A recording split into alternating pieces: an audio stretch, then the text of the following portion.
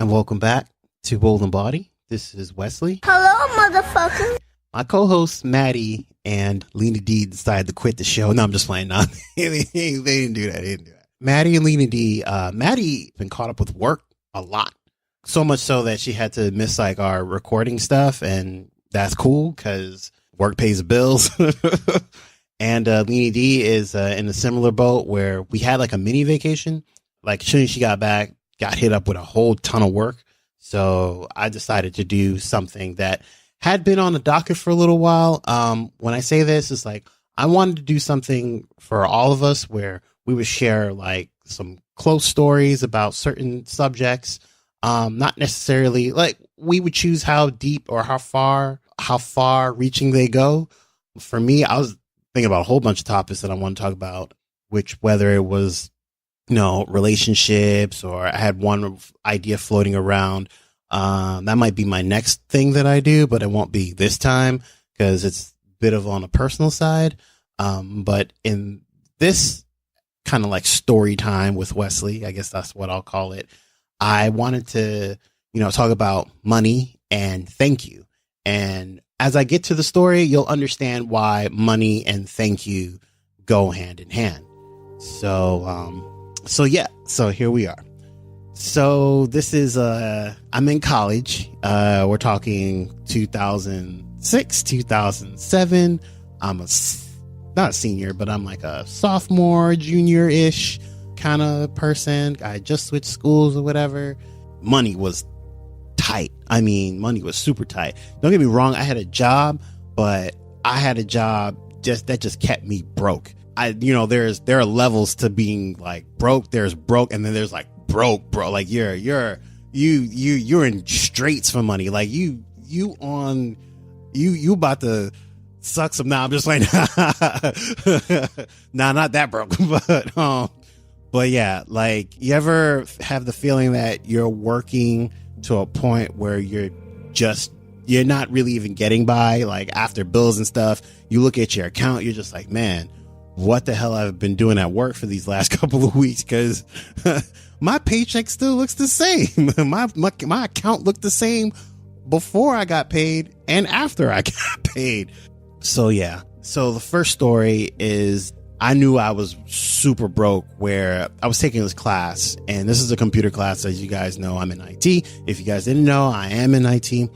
So there are, especially for like infrastructure, like computer type of roles, like where you get your hands dirty. I'm not saying that programmers don't get their hands dirty. I'm just saying like in the literal sense, like I'm getting my hands dirty, digging in people's computers and stuff like that.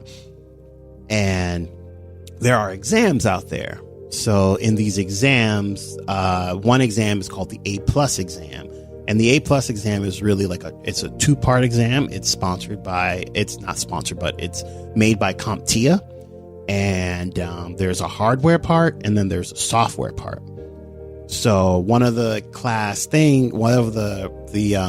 I guess you would say the tasks for the class was to get your A+ certification. What ended up happening was that, during, I'm doing my thing, I'm working, and no, at this point I was not working. What ended up happening was that I was taking class and I was saving, I had saved my money from my last summer internship. So this is the fall semester. From my last summer internship, I had saved money, but there was an emergency that had happened where I had to deplete most of my I say resources because money is kind of a resource. I depleted most of my resources, to, paying for this emergency. This emergency was not by me. This was a family emergency. And I just ended up, I would say that for example, if I had saved $6,000 from the summer, I must have ran through about 5,200 of that 6,000. So I'm just giving you an example of, like in monetary value, how much I had to spend. Mind you, I didn't have a job at that time. I wasn't working at the computer help desk at my school. So money was super tight. I mean, like, again, I was broke. Luckily for me, I had a meal plan in school, so the way the meal plan worked in my school was that they gave you a certain amount of meals for the week, and they gave you a little bit of cash. So for me, it was good because, I had the little bit of cash, and then a little bit of cash that lasts you the entire semester. But the 18 meals was, it was pretty constant. So I think it was 18 or was it 21? I want to say it was 21. It doesn't matter. But the meals were like constant every day. That was like a everyday thing. Every day you had 3 meals or 4 meals, depending on, whatever the meal plan structure was at the time. And then you had a little bit of cash. So I was good on like the food end. But when it came to like, getting certain supplies like pens and pencils and, thankfully, like for me, I was in that age where they were transitioning from being less of a paper pen model to like a, using Blackboard as like the model for learning and all that good stuff. So in that respect, I was good. What else? In terms of like getting books, I got my books beforehand. So before this emergency happened, so I was good. But it was just tests that I was worried about. So now think about this. I have $600. Now that has to last me the rest of the semester, and this emergency happened. I started school around August, and it ends in December, like a normal semester. But this emergency happened in like the middle of September. So mind you, like, think about, I have like $600 or whatever, however many dollars I have left for the entire semester. So needless to say, I was a little bit irresponsible in the beginning with the money that I had left, but towards the end, I tried to save up. But again, it wasn't enough because I had, I have to buy things like soap, food inside my dorm room because, God forbid that, I have late night munchies. I have to buy certain things or whatever. And I was really good about, spending as little as I could. But it came to a point where I really needed to pay for this exam, so I could pass it, so I can get my A, so I can move on. So this is around the time where me and Lena D, we were kind of together, not kind of, but we were together, but it was in the beginning. And, like, I don't know about other guys, but for me, asking your lady for money is not exactly, especially in the beginning of the relationship, you don't want to come off like that. But finally, because me and my aunt at the time had a falling out and I couldn't really rely on family like that. And at the time, I really wasn't talking to Maddie. Nothing between us had happened. I just didn't have Maddie's number. That I reached out to Lena D, and, I was just like, hey, like, I don't know what I'm going to do. Like, I just want to take this test. I want to pass it and this, that, whatever. And, because if I don't take the test, like, even if I attempted to take the test and I failed it, because it's a task, it wouldn't affect my grade per se. But if I didn't take the test at all, that was going to be a problem. But lo and behold, and remember that I said before that this test was 2 parts. One was hardware, one was software. Part 1 and 2 were $150 a piece. This is $300 at that time. This was November going into December. I had maybe like $260. So she spotted me the other $150 because she felt that I would probably need the extra, boost to help me out until the end of the semester, So I took the test, I passed it. And what was good about those tests at that time, because they changed some of the stuff in 2011, was that it's a lifetime certification. So back then, CompTIA had lifetime certifications, and I am lifetime certified. I've grandfathered into it after they changed the rule. So yeah, it was a good feeling to know that I had somebody there to kind of hold me down. when it came to stuff with money in that respect. So, next story is, now I have to take another course. And in this course, it's the Network Plus certification exam, also by CompTIA. Now, this was a little different because, now I have a little money coming in. This is the spring semester, and I still hadn't really fully recovered from in the fall semester because I had taken classes throughout the winter so I could get out of school a little bit sooner. So I hadn't really fully recovered. I had to take out some loans to take those 2 courses, and it's the spring semester now. And now because I had been interviewed in the fall semester for the position for the open help desk position. Now it's spring and life is good and I'm great. It's great.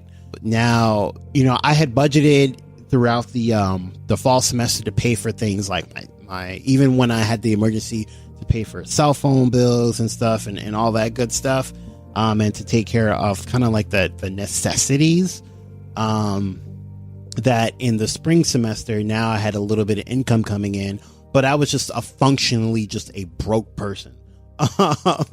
So what I mean is that I would get paid and it would go to the cell phone bill and it would go to supplies that I needed for school.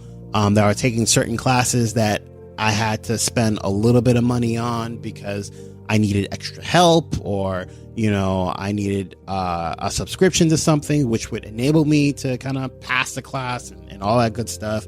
So here comes the spring semester, and I take a class again that requires that I have the same professor that I take the Network Plus exam from CompTIA. Again, here we go. And this exam at that point was $275. So again, I'm now a functionally just broke person. I can't rely on the little savings that I had because, again, I had to spend it on emergency from the fall semester. And now I'm just functionally a broke person. Now I have to spend money on food and things of that nature, buy food and pay certain things like bills and stuff. And mind you, this is people say, oh, it's your cell phone bill. What do you mean? Back then, plans didn't work like the way plans work now. Back then, they had certain things called anytime minutes, and they were expensive. These plans were expensive as hell, to a point where all my old heads who are listening to this know this. If you needed to call me, you had to call me after 9. Anything that you call me during the day for had to be an emergency, because after 9 was free minutes. You could call me after 9:01. 9:01, you can call me and talk about whatever you want.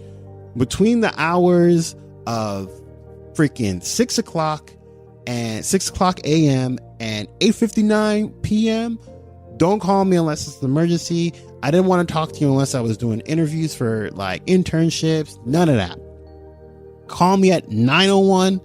Life is good. And I said 9:01 because they might charge you at 9 o'clock. So I would say, look, hit me up then. Even text messages, they used to have this thing, and this is how plans would work. It's cell phone plans, and this is how they would get people. And I tried to make it as cheap as possible, where they would charge you for text messaging. They would charge you for media messaging, which is getting pictures and stuff. It was sometimes 5 cents a minute, or 5 cents a text, or 10 cents a text, depending on the type of message. And they would charge you for sending and receiving sometimes. Some plans did this shit. So I wasn't about that life. It was until they started making data a little bit, bandwidth a little bit more affordable, that I started getting on the text thing or whatever. But if you texted me, I wasn't texting you back. I had blocked text messaging on my phone, and it was like that for a long time. So, and I remember paying $80 something for this plan. So it was that. And then it was I had to make trips to Walmart. I thank my boy Jade, because Jade had a car, and man, like this guy would always make these Walmart trips, and I would get on with him.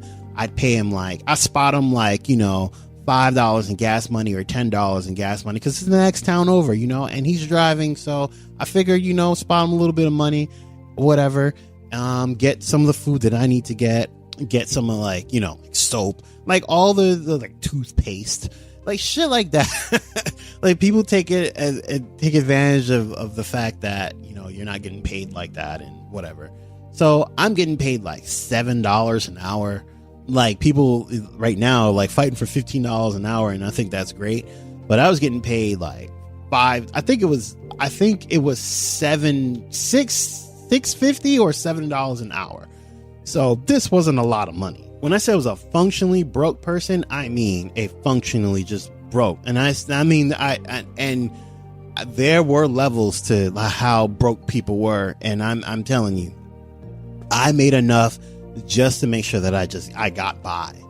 But when this exam came up, because it was only a 1-part exam, it was $275. I was like, yo, there's no way I'm gonna be able to pay for this and afford to get food, afford to get toiletries and things basic human things, and pay my cell phone bill, and because I had a credit card at the time that I refused to lose. I refused to use, and it wasn't gonna happen. So, at this point now, I'm in contact with Maddie, and I'm like, hey, Maddie, this is whatever, blah blah blah, I'm broke, this is what's going on. I did this exam, blah blah blah. Maddie, like the true G that she is, went to Western Union that same moment, called me and was just go to your local Western Union and get the money, and so you can pay for this exam, so you can pass that bitch, okay? And I was just all right, cool. I was how much do I owe you? And she's like, you get me whenever you can, but the point of the matter is that you need to pass the exam so you can get put on your career, blah blah blah. I'm like, thanks, Manny, whatever. So I go in, I take the exam, pass it. I paid Maddie back eventually. I paid Lena D back eventually. I've always paid my boy Jade for all the trips and rides. As a matter of fact, me and Jade still talk to this day. My boy Jared, who, at the time Lena D had graduated, was living in Cincinnati. He would take me to Rochester's airport, or whatever, because I was going to school upstate New York.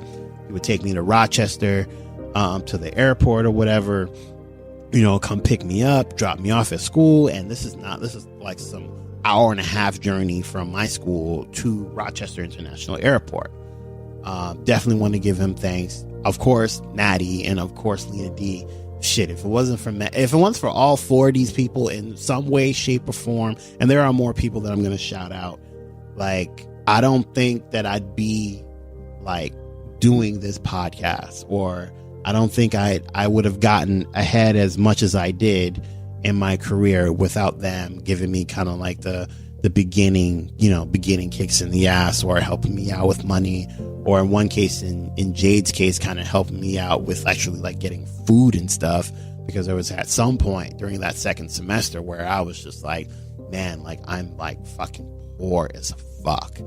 And I remember Jade just coming up and saying, hey, here's a little bit of, hey, I'm gonna spot you a little bit of cash, here's a little bit of food on the side, so that way you guys can keep going or whatever. So yeah. And what else? Who else do I want to give a shout out to? Because I feel like there's a lot more people that I'm just, I reference these 4 people immediately because, immediately they've been just, there, and they've been just like a constant, just, they've just been a constant, they've had a constant presence there when it came to money. Lena D's parents also, they're always I would go to excuse me, I would go to whenever it was whenever we had breaks and stuff, I'd go see Lena D's parents or whatever, because I would stay at school mostly, but hauling it down from Long Island, not from Long Island, but from where I'm at in upstate New York to Long Island. That's like 6.5, 7 hours. What they would do is that they would like make a ton of food, like, I mean, a busload of food. And I would trek that up there, and I swear that food would last me like weeks. So definitely want to give them a shout out. Who else? I feel like I'm missing so much other people. I said Maddie, of course. There's Jared, there's Jade. There's not a lot of people in my family that I want to give like shout outs to, because Maddie is like the one that really sticks out the most. When it comes in terms of like, you know, giving help or giving support where support was needed. You know, we joke around on the podcast, but you know, me and her are like brother and sister. Like she's my sister. You know, she's my sister. You know, she's 2 years younger than I am.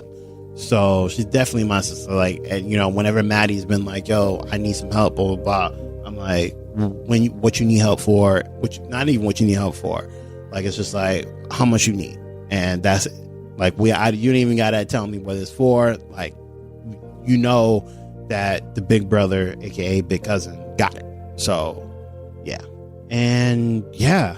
Like, I know sometimes the stories like this, you know, when you're real broke, it's when you really see like the people who come out of the shadow, like that really want to help you out. And it's true. Like, just because like I didn't have the support of my aunt because we had a falling out based on a person who I was dating a couple years before me and Lena D had made it official. So I just didn't want all that energy in my life at that point.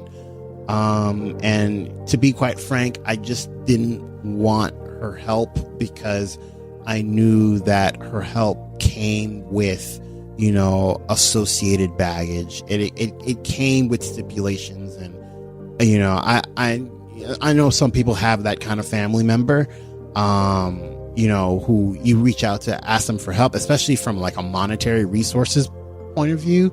And it always comes with some kind of stipulations, and it comes with like some kind of, you know, extra things that wasn't really said or ever really agreed upon.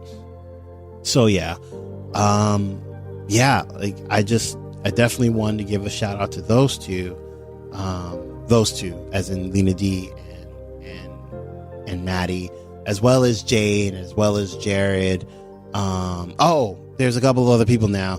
There's Travis, there's Tom, there's Hugh, who else? There's Larry. There's a bunch of other people who were there, you know, that when it came down to it, you knew that they were going to get down for you. So if you have somebody like that in your life, definitely keep them around, because those people tend to be the source of your inspiration, that source of strength that you need to get through a particular situation, whether it's super dire or whatever the case may be. You know that they'll be there for you. So that's my story. I don't like, that's not exactly one of the most funny stories, but it's always like for me, whenever I think of people in my life, I always think whether or not in the lowest parts of my life will they be around. It's probably one of the reasons why I do have very few friends, because, you know, I've seen what kind of character a lot of so-called friends are, and they're not friends. Like they'll jump ship immediately, and then once you're good again, they'll get right back on that ship and just be like, "Hey, what's up? What's good?" Blah blah blah. So yeah, I figured I would, you know, get a little story time action in there, and yeah. So if you like what you heard, please, you know, follow us on Facebook, listen on Spreaker or on iTunes or on Spotify, because we're on Spotify now, and or check us out on our website, boldandbody.com. All right, this is Wesley signing out.